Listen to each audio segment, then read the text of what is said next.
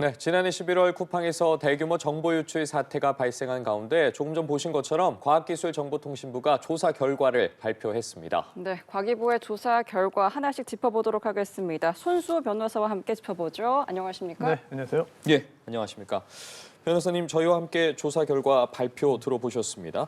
앞서 고객 성명과 이메일 3,367만여 건이 유출된 것으로 확인됐다라고 다시 한번 짚었고, 뿐만 아니라 단순히 성명, 이메일을 제외하고도 실제로 배송지 목록 등까지 유출된 사실까지 조사 결과 나왔습니다.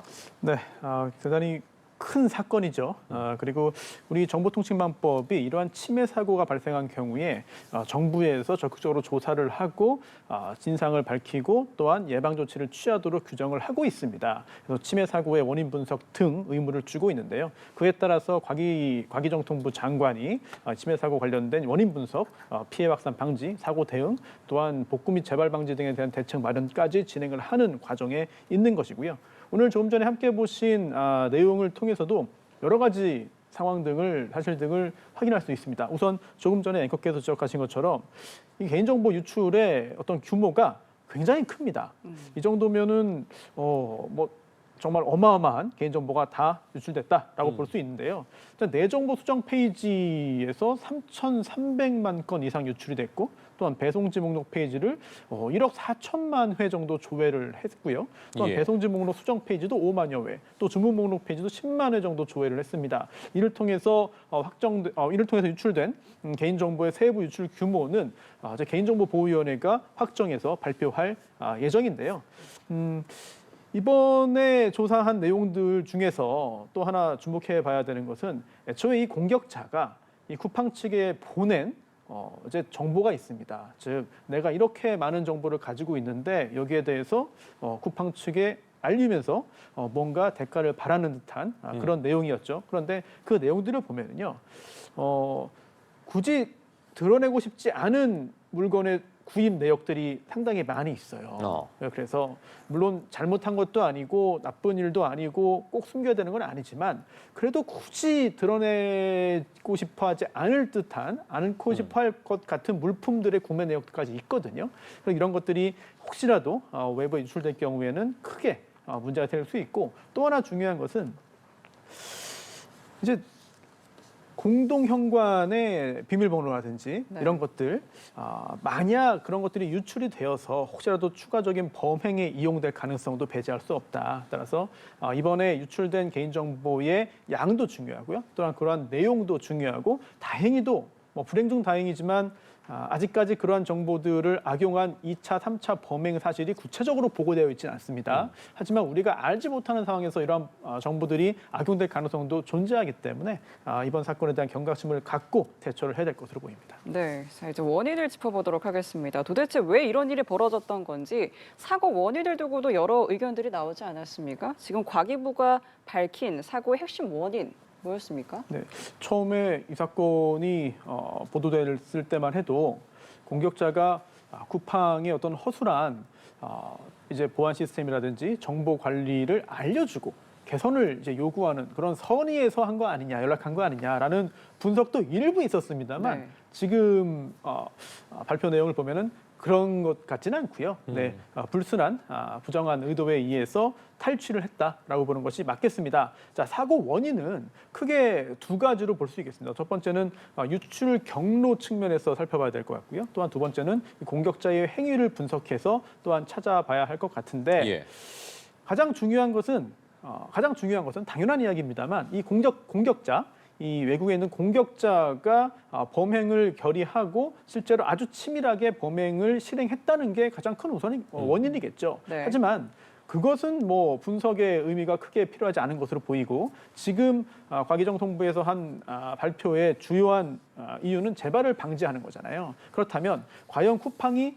제대로 된 시스템을 갖추고 있었느냐, 그리고 쿠팡이 이러한 개인정보 유출을 막기 위해서 최선을 다했느냐, 그럼에도 불구하고 이런 일이 벌어진 것이냐, 또는 이러한 제보를 받고 신고를 받은 후에 제대로 된 조치를 취했느냐 여부를 따져봐야 되는 것인데 굉장히 허술한 부분들이 많이 보였습니다. 즉, 이 공격자가 퇴사했잖아요. 그런데 퇴사하기 전에 현직에 있을 때 사용했던 여러 가지 그 서명 키를 퇴사 후에도 활용할 수 있었다는 거예요. 그래서 이 퇴사 후에도 활용을 해서 전자출입증을 만들어내고 그러한 전자출입증을 통해서 접속을 한 후에 정보들을 뽑아냈다. 이 부분 쿠팡 측의 관리상 문제가 존재하는 것으로 보이고요. 또 꼭 짚어봐야 되는 부분들이 있습니다. 이 조사단이 이제 이번 사태의 원인을 분석하기 위해서 여러 가지 모의 테스트와 모의 해킹들을 했거든요. 그랬더니 발견된 현재도 존재하는 문제점들이 있습니다. 우선 지금 쿠팡에 재직 중인 개발자 노트북을 이제 포렌식을 해봤더니 서명 키가 이 관리 시스템에서만 저장되어야만 함에도 불구하고 이 개발자 노트북에 이제 저장이 되어 있었습니다. 이 부분 원래 이렇게 되면 안 된다는 거죠. 잘못된 부분들 여전히 존재하고 있고요. 그리고 이 해외에 있는 이 클라우드 서버로 이 전송을 위조 변조한 전자출입증을 전송을 해서 거기에 또 보관할 수 있더라. 이런 부분들은 문제점들이 확인이 됐거든요. 그리고 또한 이 공격자의 이번 행위에도 이런 것들이 활용되었다. 이렇게 발표를 했고요. 여러 가지 원인이 있고 또한 앞으로 수사를 통해서도 밝혀질 부분들이 있겠습니다만 이번 과기정통부의 발표를 통해서 그래도 대체로 큰 틀에서는 공격이 어떻게 이루어졌고 또한 문제점이 무엇인지를 파악할 수 있을 것으로 보입니다. 예, 정부의 조사 결과 관련해서는 보다 구체적인 내용은 저희가 정리해서 이어지는 뉴스를 통해서 다시 전해드리도록 하겠고요. 주제를 좀 바꿔보도록 하겠습니다. 다음은 논란이 계속 이어지고 있는 빗썸의 5지급 비트코인 사태를 짚어보도록 할 텐데 현재 아직까지도 비트코인이 다 회수가 되지 않고 있습니다. 그 규모만 해도 지금 130억 원 정도로 알려졌는데 아직까지도 지금 회수를 하지 못하고 있다? 이거는 반환을 거부하고 있는 겁니까? 아니면 반환을 하고 싶어도 못하고 있는 겁니까? 어떻게 봐야겠습니까? 둘 다 섞여 있지 않을까요? 네, 우선 지금 조금 어려울 수 있겠습니다만 빗썸이 비트코인을 발행해가지고 잘못 지급한 건 아닙니다. 없던 비트코인을 만들어낼 수가 없거든요. 그래서 비트코인이 지급되었다라고 편하게 쉽게 표현을 합니다만 사실은 비트코인으로 오해할 수 있는, 인식할 수 있는 숫자만 찍힌 것이지 실제 비트코인이 지급되지는 않았거든요. 그래서 그 비트코인이 매각되지도 않았고 또한 다른 곳으로 이동되지도 않은 것입니다. 하지만 굳이 그렇게 따지기보다는 우리는 비트코인이 지급되었다라고 표현을 하고 있는 것이죠. 자, 그런 상황에서 빗썸에서 전산상으로 없던 비트코인이 전산상으로 지급된 것처럼 표현만 된 것이기 때문에 그 부분을 다 전산 조치를 통해서 없애버리면 돼요. 이러면 사실 그것도 회수는 아니죠. 지급되지 않았기 때문에 회수도 아닙니다. 하지만 전산상 표시된 것을 없던 것으로 돌려버리면 되는 건데 문제는 이 빗썸의 이 시스템 안에서 이미 매각을 해버린 경우가 문제입니다. 이렇게 매각을 하면은 현금화가 되는 것이죠. 이 현금화도 현찰을 다른 곳으로 이체했거나 또는 이체한 후에 인출한 것이 아니고 이 빗썸의 시스템 내에서 이제 존재하는 것이죠. 그런데 그렇게 된 후에 다시 다른 가상화폐를 매수한 경우도 있습니다. 따라서 여러 가지 복잡한 경우들이 있는데 어찌됐든 지금 빗썸이 이른바 회수하지 못한 이 130억 원 규모의 어떤 이 거래를 두고 이걸 어떻게 할 것이냐. 계속해서 환수하지 못한다면, 회복하지 못한다면 법적인 조치도 취해야 되는 거 아니냐라는 이야기들이 계속해서 나오고 있습니다. 네, 그러니까 지금 비트코인 5지급 사태이기 때문에 시청자분들 입장에서 이 상황이 좀 다소 낯설 수 있을 것 같습니다. 쉽게 말해서 은행에서 이제 내 통장에 돈이 잘못 들어왔을 때랑 비슷한 상황이다라고 보면 되는 건지 아니면 좀 차이점이 있는 건가요? 비슷하죠. 네, 비슷한데 차이점도 있습니다. 네. 그렇기 때문에 좀 혼란스럽죠. 예. 예를 들어서 제가 누군가에게 송금을 해야 되는데 잘못해가지고 지금 앵커님한테 송금을 했다고 해볼게요. 모르는 감사합니다. 사이인데 송금이 됐어요. 그러면 이걸 어떻게 해야 되느냐? 내가 모르는 사람이 나한테 보냈네? 그거 나한테 온 게 맞나? 잘 모르겠다라고 연락을 해서 저 잘못 온 것 같습니다라고 은행에 연락을 할 수도 있고 또는 잘 됐다라고 하고 써버릴 수도 있고 네. 또는 이체할 수도 있고 뭐 어딘가에 숨겨놓을 수도 있고 그렇잖아요. 그런데 이렇게 오이체된 돈을 뽑았으면 이거는 횡령죄에 해당합니다. 그렇기 때문에 형사처벌이 이루어지거든요. 자, 그런데 이 가상화폐 경우는 좀 달라요. 왜냐? 횡령죄의 이 구성 요건을 보면 타인의 재물을 보관하는 자가 그 재물을 횡령하거나 반환을 거부해야 됩니다. 중요한 것은 재물이죠, 재물. 재물입니다. 돈은 여기에 포함이 돼요. 하지만 여러 가지 비트코인을 포함한 가상화폐는 이 재물에 포함되지 않는다는 게 현재 우리 대법원의 판례입니다. 그렇기 때문에 적어도 횡령죄는 성립하지 않아요. 그렇다면 횡령과 비슷한 죄가 하나 있죠. 바로 배임입니다. 배임. 배임은 또 그것도 좀 애매합니다. 왜냐하면 다른 사람의 사물을 처리하는 자가 그 임무를 위배해서 재산상 이익을 취하거나 제3자에게 취득하게 하면 배임죄가 성립하는데, 아니 이게 다른 사람의 사물을 처리하는 건가요? 다른 사람의 사물을 처리하는 사람이라고 볼 수 있느냐. 이 부분이 인정되지 않기 때문에 배임죄 역시 성립하기가 곤란합니다. 그래서 또 게다가 예전에 있었던 일인데 또 컴퓨터용 이용 사기죄로 기소했지만 이것도 또 무죄 판결이 나오고 현재 형사적으로 처벌하기는 대단히 애매한 부분이 있어요. 그래서 과연 이게 범죄가 되겠느냐라는 차이점, 은행에서 잘못 현금을 이체한 경우와 비트코인 등 가상화폐가 잘못 이렇게 전달된 경우, 큰 틀에서 보면 같습니다만 네. 엄연히 보면 지금 법적으로 다르거든요.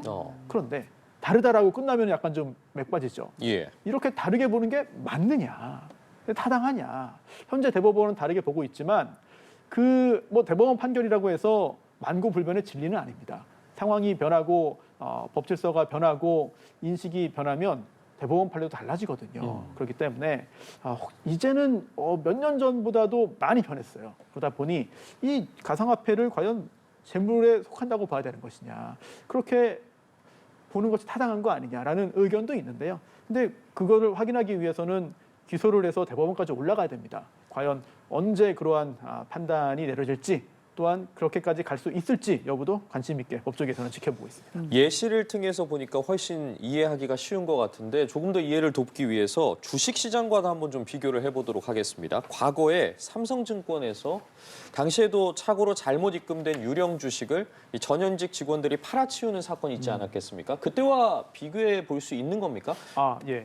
그거 굉장히 중요한 질문인데요. 그 사건에서는 배임죄 유죄 판결이 나왔습니다. 대법원까지 가서 인정됐거든요. 물론 그때도 컴퓨터 등 이용 사기죄로도 기소했지만 그거는 무죄가 됐고 배임죄만 인정됐어요. 그런데 이게 주식과 가상화폐의 차이라기보다는 그 당시에 그 주식을 받은 사람들은 회사의 직원이었습니다. 그렇기 때문에 이거를 타인의 사물을 처리하는 자라고 본 거죠. 그런데 지금 이 빗썸의 경우에는 빗썸 직원들이 아닙니다.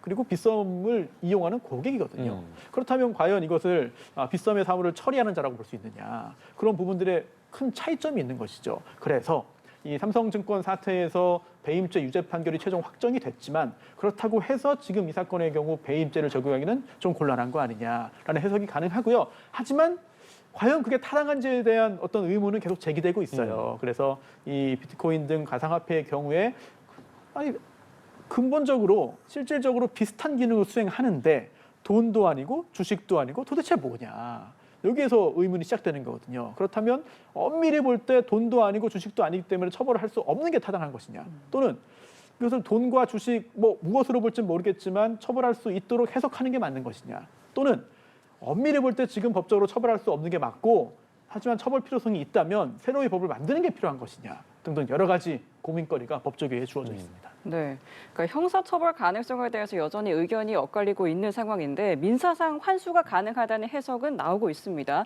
근데 아직까지 이제 가상화폐에 대해서 형사처벌 문턱이 높다라는 해석도 나오고 있는데 변호사님께서는 좀 어떻게 보십니까? 맞습니다. 예, 지금 여러 가지 논란들이 있었죠. 네. 그런데 우리 곁에 굉장히 이제 가까워졌음에도 불구하고 형사적으로 볼 때는 뭔가 여러 가지 피해갈 수 있는 영역이 있다라는 인식이 있죠. 그래서 그런 부분들을 어떻게 좀 보완하고 대처할지 여러 사회적인 숙제가 되고 있고요. 그리고 또 지금 형사처벌 가능성 여부를 굉장히 좀 길게 말씀드렸는데 사실 민사적으로도 조치를 할 수는 있어요. 그래서 부당이득이기 때문에 환수는 가능합니다. 다만 왜 형사적인 부분을 길게 말씀드렸냐?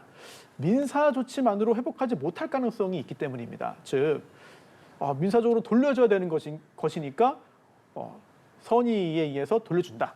대부분의 사람들은 그렇게 하겠죠. 복잡한 일을 이제 당하지 않기 위해서 그리고 내 것이 아시니까 당연히 돌려준다. 이런 생각을 대부분은 합니다. 하지만 세상에 그런 사람들만 있는 게 아닙니다. 누군가는 잘 몰라서 그냥 바로 팔아버릴 거라. 또는 이거 잘못 들어온 게 맞는데 지금 돌려주면 손해니까 일단 한번 팔아보자. 라든지 또는 이거 일생일대의 행운이 찾아왔다. 큰 기회가 왔다라고 하면서 재빨리 여러 가지 절차를 거쳐가지고 이득을 보기 위해 한 사람도 있을 겁니다. 그렇기 때문에 그러한 사람들은 소송에서 질지언정 돌려줄 수 없다라는 생각을 하거나 또는 소송에서 지더라도 빗썸이 강제 집행을 하려고 했는데 재산이 없는 경우도 있어요. 자신의 명의로 재산이 하나도 없다. 네. 또는 이미 자신의 명의로 재산이 없는 상황이었는데 운 좋게 이런 일이 생겼다. 그럴 경우에는 민사적으로 빗썸이 승소한다더라도 강제 집행을 못하기 때문에 피해가 확정되거든요. 따라서 형사적으로 처벌 가능성이 있다면 민사적으로 버티기보다는 형사처벌을 우려해서 좀 원만한 해결이 될 가능성이 있는데 현재로서는 형사처벌 가능성이 그리 높아 보이지 않기 때문에 민사적인 해결이 제대로 되지 않을 가능성도 존재하는 상황인 거죠. 예, 알겠습니다. 어떻게 흘러갈지 좀 지켜보도록 하겠고요. 다음 소식 짚어보도록 하겠습니다.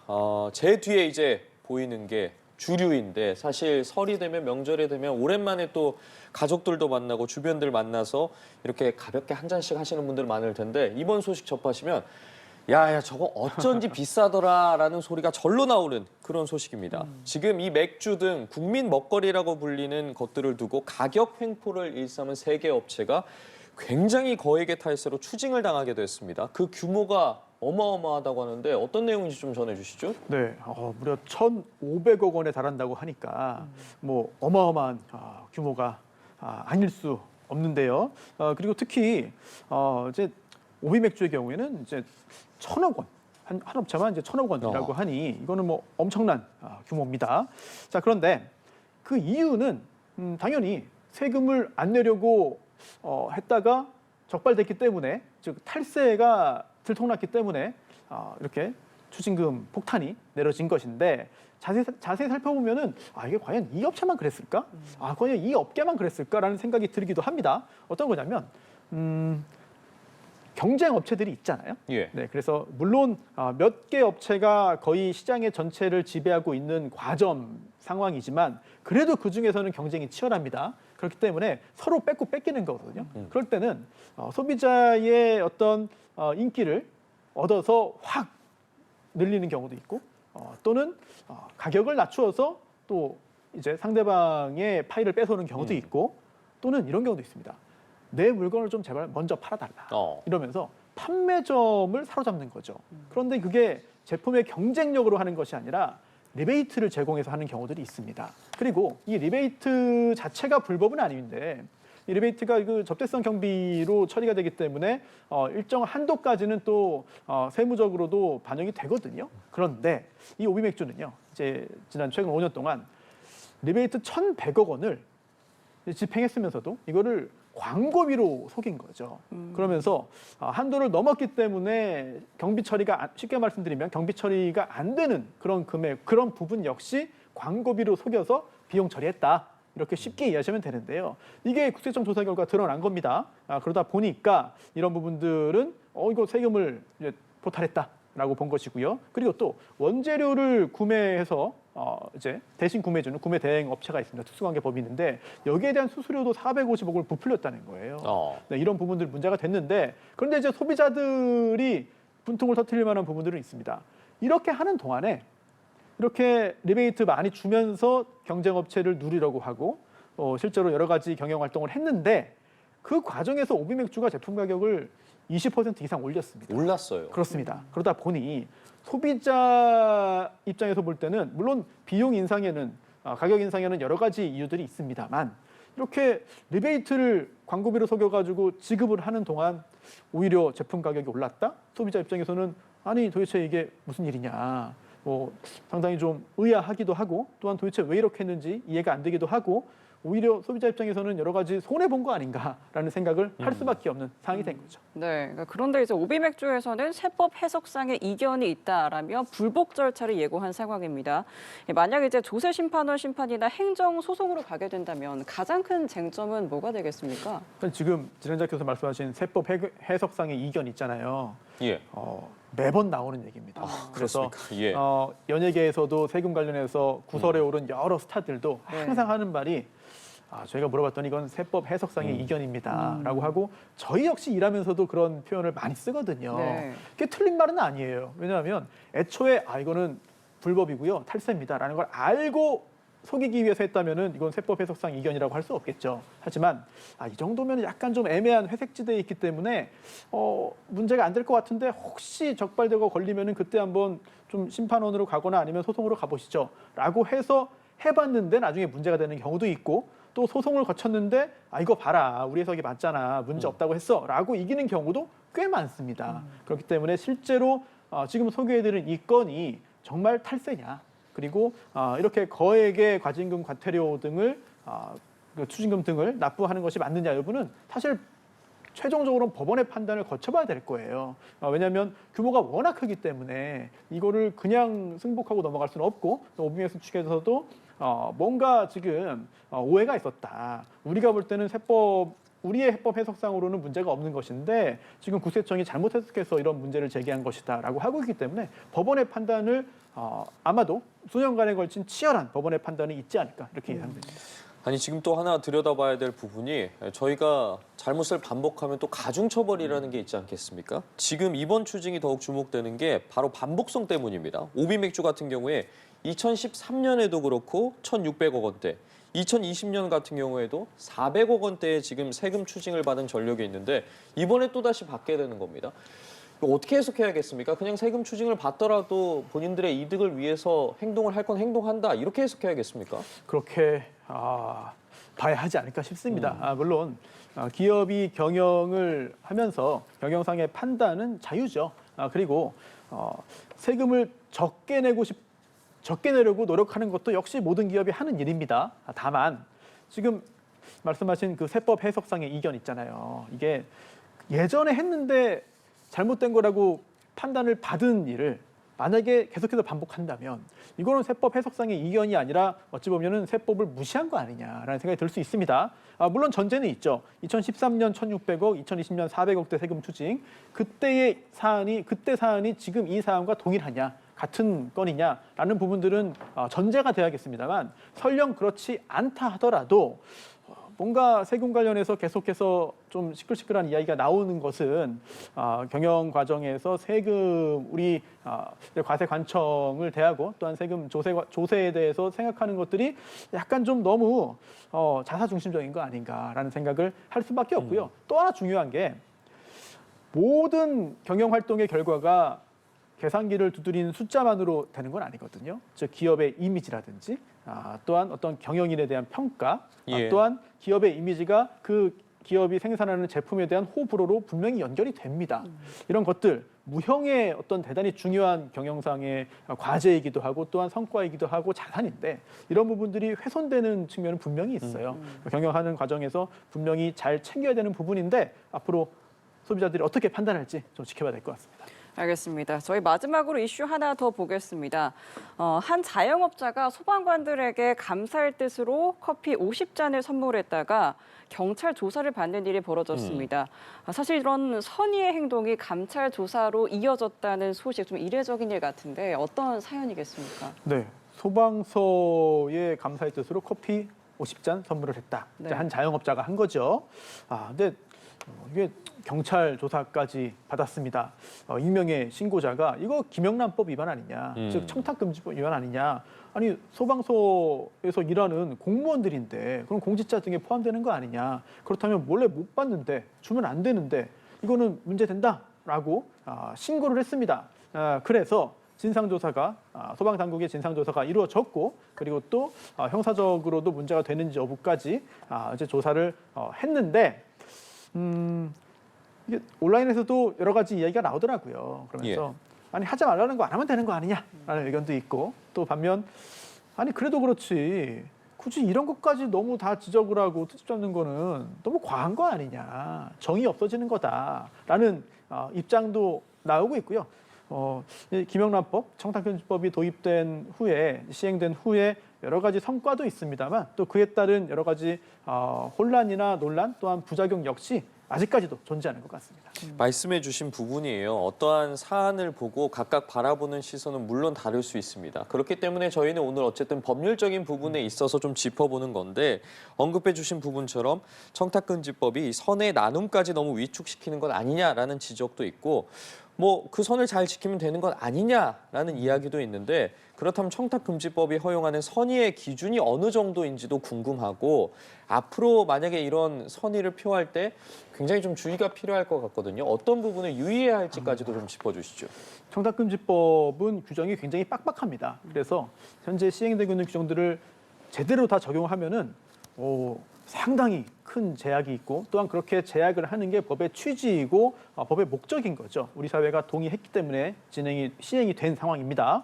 자, 그런데 청탁 부분보다 이제 금품 수수 부분이잖아요. 지금 이 부분은 그렇다면은 공직자 등은요 직무와 관련해서 금품을 받을 수 없습니다. 직무와 관련되어 있으면 금품을 받으면 아예 안 돼요. 그리고 또 설령 직무와 관련이 없다 하더라도 한 번에 100만 원 이상 받으면 안 됩니다. 그리고 매 회계연도마다 1년에 300만 원 넘게 받으면 안 됩니다. 이거는 설령 직무와 관련이 없다 하더라도 제재 대상이 됩니다. 그런데 예외가 있습니다. 어떤 예외냐?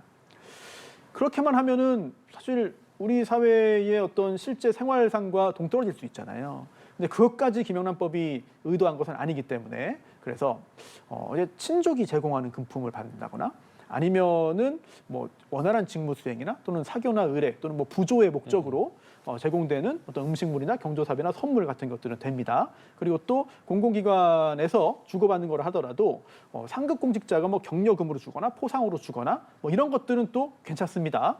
자, 여러 가지 그런 그 예외 사유들은 존재하거든요. 그래서 과연 여기에 해당하는지 여부를 좀 따져봐야 되는 것이죠. 그런데 사실 그것까지 다 따져가지고 주고받고 하진 않는 것 같아요. 대체적으로. 그래서 공무원들의 경우에 이런 것들을 많이 따집니다만 사실 그 좋은 마음으로 준 이 자영업자가 그것까지 다 따지지는 않았을 것 같거든요. 예. 그러다 보니까 이런 복잡한 일이 생긴 건데 근데 지금 이 사안의 경우에는 사실 법적으로 문제를 삼기 어렵습니다. 왜냐하면 이 금액적인 부분도 따져봐야 하는 것이거든요. 근데 예. 지금 커피 50잔을 줬습니다. 근데 이게 만약에 한 명에게 줬다 이러면 금액을 또 물론 계산은 해봐야겠습니다만 청탁금지법에서 규정하고 있는 이런 좋은 목적의 선의의 어떤 그 선물의 가액 기준을 초과할 수 있어요. 하지만 50잔이라고 하는 게 소방서 근무자 50명에게 각각 한 잔씩 선물한 것으로 해석하는 게 맞잖아요. 그렇다면은 이거는 뭐 대략 뭐 3,000원에서 뭐 5, 6,000원 정도일 것으로 보입니다. 이거는 우리 법이 정하고 있는 그 한도를 초과하지 않기 때문에 법적으로 문제가 되지 않을 것이다라고 보고요. 왜냐하면 그 시행령상 선물 가액이 이제 5만 원이 한도이기 때문에 여기 미치지 못하거든요. 네, 이런 부분들 결국은 처벌 대상도 아니고 또 규제 대상도 아니라는 결론을 내릴 수 있겠습니다만 여러 가지 생각거리를 주는 것 같습니다. 알겠습니다. 여기까지 주요 사건 사고 소식 손수호 변호사와 함께 짚어봤습니다. 오늘 말씀 고맙습니다. 네, 고맙습니다.